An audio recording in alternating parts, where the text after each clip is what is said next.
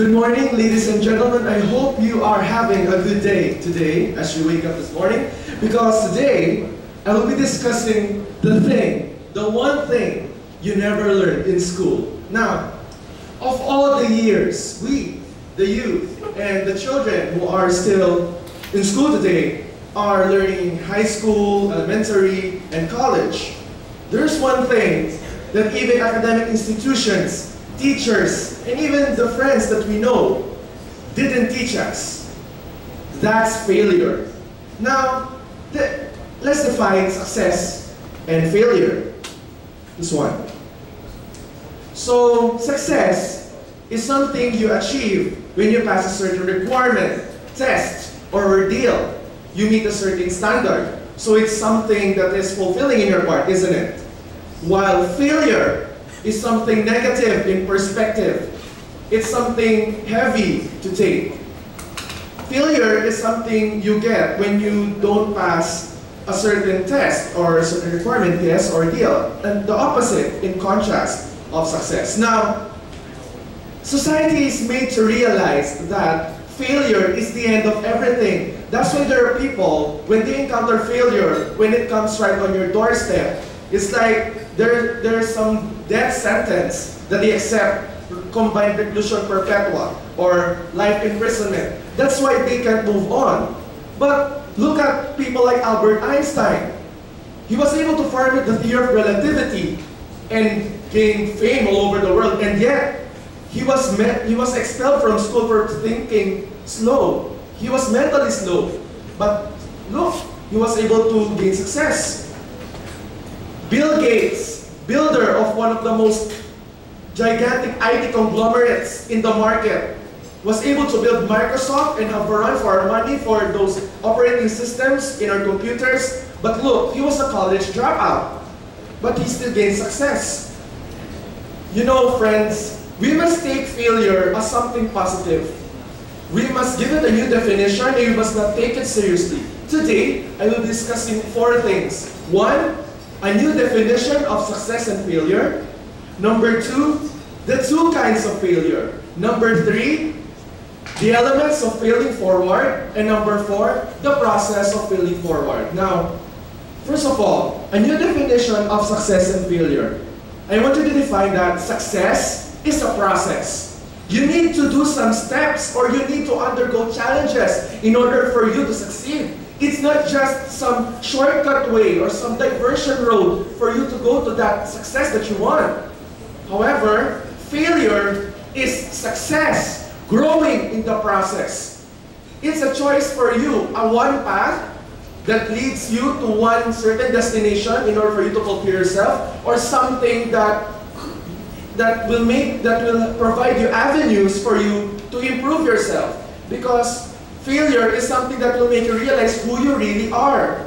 People just, nowadays in our culture where stress and work is just a routinary procedure, is just a standard today, we fail to realize that we must look into ourselves on what we can do. We must not just focus on what we can do in the norm. We must get out of the box and realize that we can do more. Now, the next is the 2 kinds of failure. Number 1, backward failure. Backward failure is the mindset of pessimists. Pessimists see the difficulty in every opportunity. They like to complain that this, like that. No, it can't happen. No, it's like that. You know, backward failure, those people who encounter backward failure fall on their knees, and yet when they climb up again or they stand up again, they commit the same mistakes again and again. While the contrast of that is the forward failure. The forward failures these are the failures that people encounter. They fall, but they stand up and look beyond the failure. I've read in one book, Failing Forward by John Maxwell. He said, "It may be your fault for falling down, but it's your fault for not getting up." It may not be your fault. It may be out of your hands that the circumstance is your professor is terror, that's why you failed. because there's some late schedule, that's why you didn't pass your project. But it's your responsibility to pick up the pieces and do your own way in order for you to survive in the challenge that you're in. You must not complain. The next is, we must able to have the survival instinct to fight until the end. We must finish our race. Now, what are the elements of forward failure? Let's now focus on failing forward. Let's not fail backward. Now, the elements of forward failure is, first, mindset.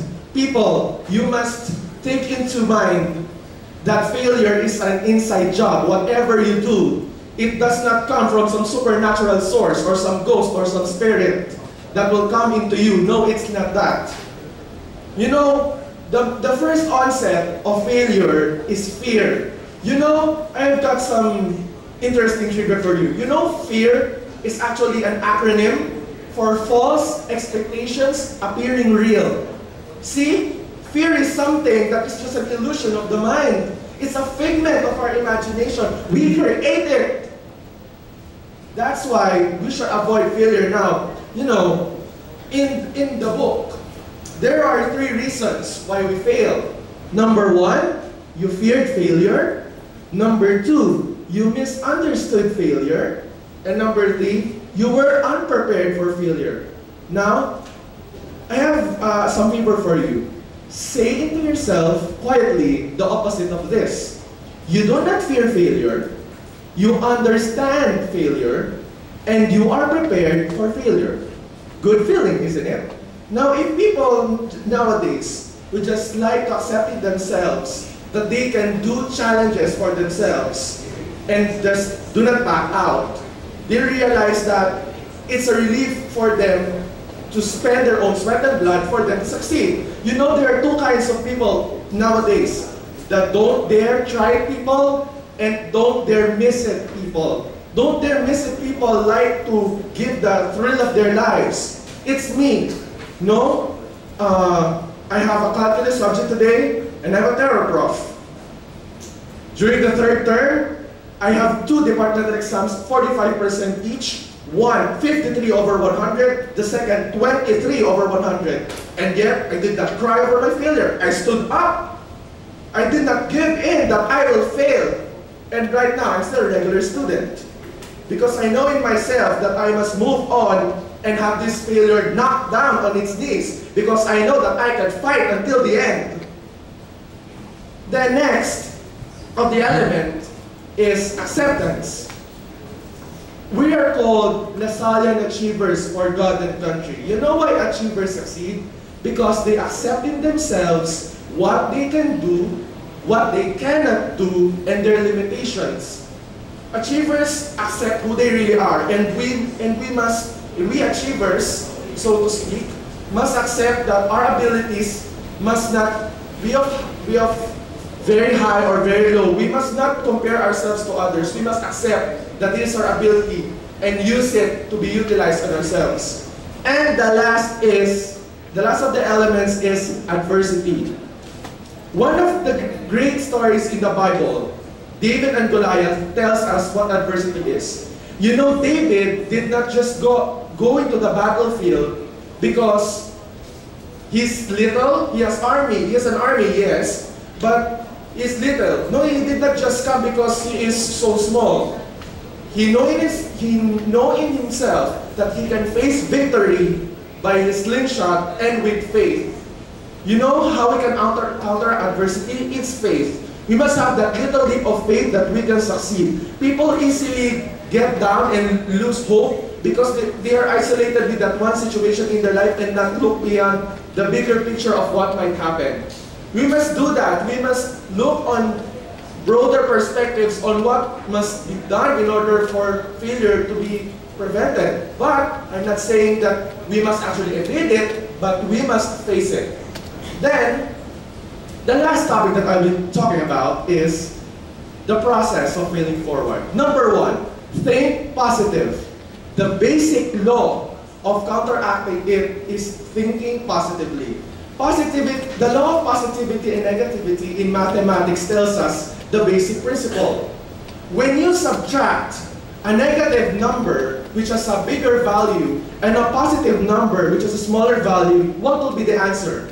Isn't it that it is the number and the side which has a bigger value, which is negative, right? Now, if we would weigh a problem and we will put more negativity in it, isn't it that the more the negative outcome it will have? Why not put more weight in the positive side? Isn't it that the outcome will also become positive? So that's it. Whatever the adversity or situation is, always have presence of mind and think positively. Next, remove you from failure. That's why it's called failure, because there's you in it, yourself. But if it comes right at your doorstep, we must be able to get ourselves out and focus broader sides and broader situations that can counteract it. And the last is risk failing, risk trying, and risk succeeding. You know, here in Salle or in school, students did not just come to here because we like to get a college degree. We must fail and pass a number of times in order for us to succeed.